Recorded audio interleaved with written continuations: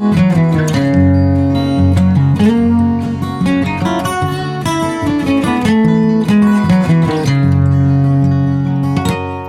everybody, rubbermoldman here, and today's video is going to be about the most requested video idea we have received, and that is from start to finish. I'm going to show you how I make a concrete statue using one of my molds, and I'm going to use this mold right here. This is a brand new mold design that I'm excited to try. It's something a little different. A lot of folks, think I only make cute little gnomes and puppy dog statues and that. This one's going to be a little different. I'm excited to see how it turns out, so let's get started right now.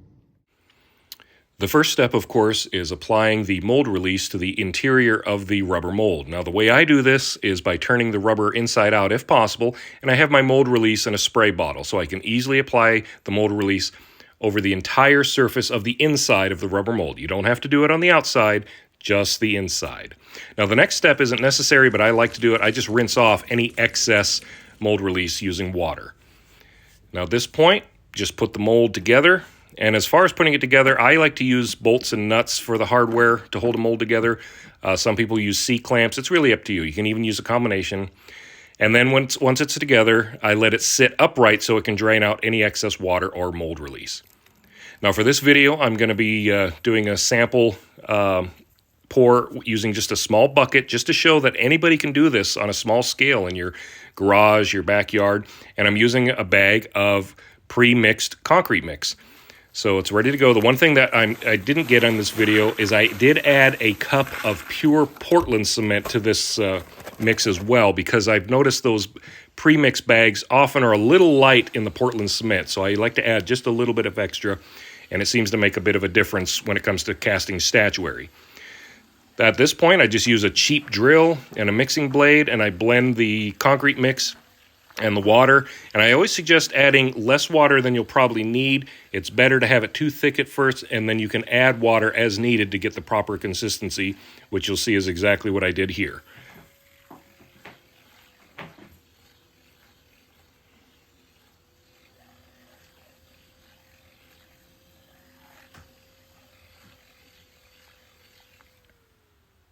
All right, the mix is ready. Time to put it in the mold.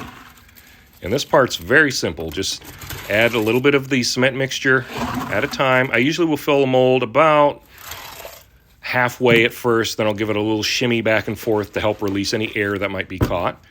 And then I just continue. Add a little bit more of the cement mixture and shake.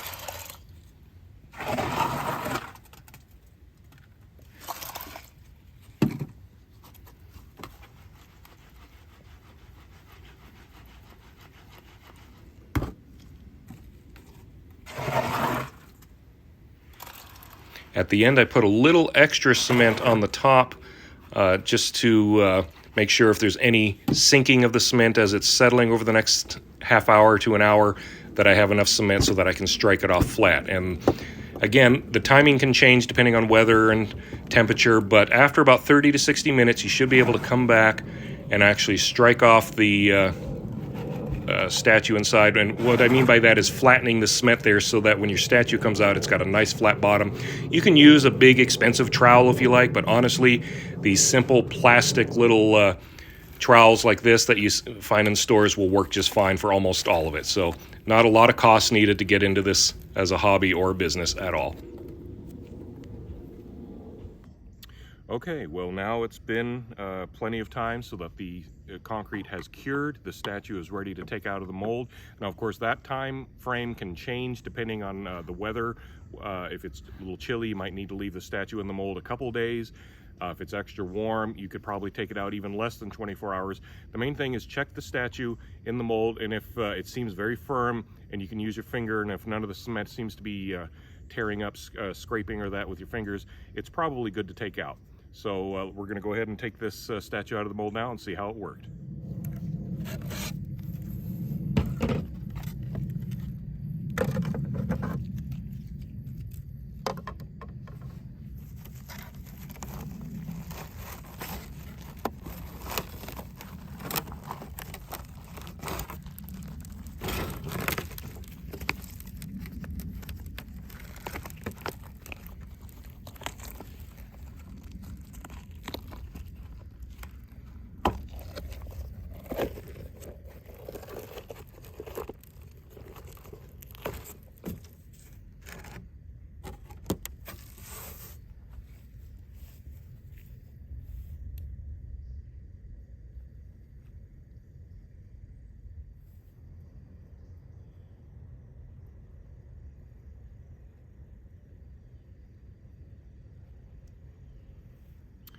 And that's all there is to it.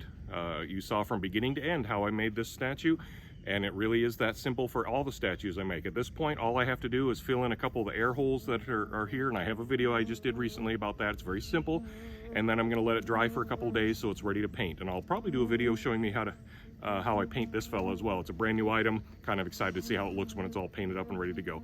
But that's the entire process. As you saw, it's very simple. Anybody can do it. So I hope that answers your questions. And until next time, thanks for watching, and we'll see you soon.